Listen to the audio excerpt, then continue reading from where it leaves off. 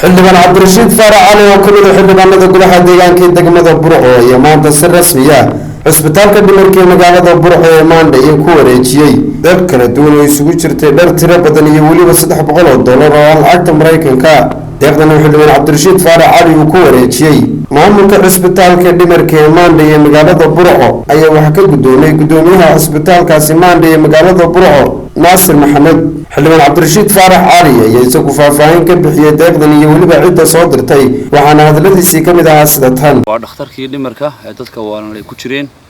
ee Burco runtii waa meel aad u weyn oo balaaran oo loogu talagalay dadka xanuunsanaya magaalada jooga in lagu xanaaneeyo dadkaasna waxay u baahan yihiin runtii daryeel badan iminka waxa jooga dad dhowr iyo 10 jiifa waxa yimaada dad badan oo tiro fara badan oo inta dawada qaataan noqda rag iyo dumar bale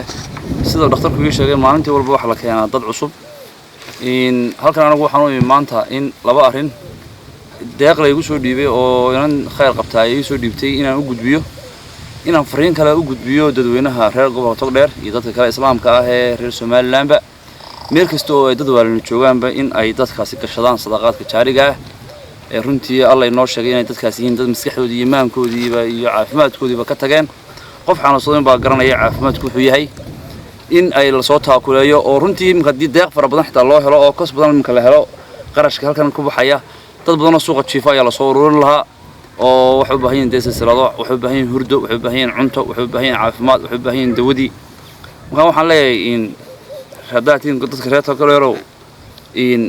aad iyo aad loo xuso dhakhtarkan in badanna waa laga hadlay nimanka ducaqabayaal oo runtii dhaqaatiir iyo isugu jira guddi magaalada ayaa gacanta ku haya nimankaasna waxa weeyaan waa frontier oo waxay u inta u shaqeynayaan ummadda dhakhtar halkan waxaan ku dhiibiyaa $300 inaan reer Abudabi oo khayr qabta oo wadaadada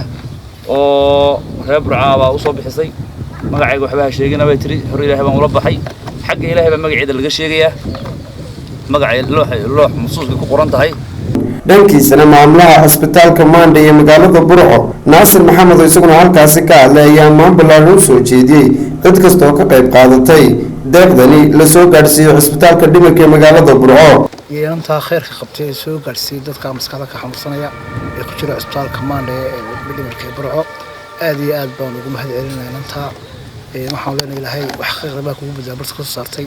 waxaan sidaa xilbaanku sheegay dadweynaha islaamka ama Soomaaliland ah ee gudiyada dibadda jooga waxaan leenahay cisbitaalkani idinku weydiin fariin sugayaan cid xasaam ma jirto dawladda waxoogaa ka banasiisa oo lacagta mushaarka shaqaalaha lagu talagalay laakiin cid kale oo maqan ma jirto maanta waxaan loogu daray waa dawadii maanta waa qoray liiskeedii oo la bareetayna ama Hargeysa ka soo helo ama aanu Burco dadka tijaarta ka helo ama aanu Berbera ka helo ugu dambeyntii xildhibaan cabdirashiid faarax cali ayaa isagu ka mid ah xildhibaanada ugu firfircoon golaha deegaanka ee degmada Burco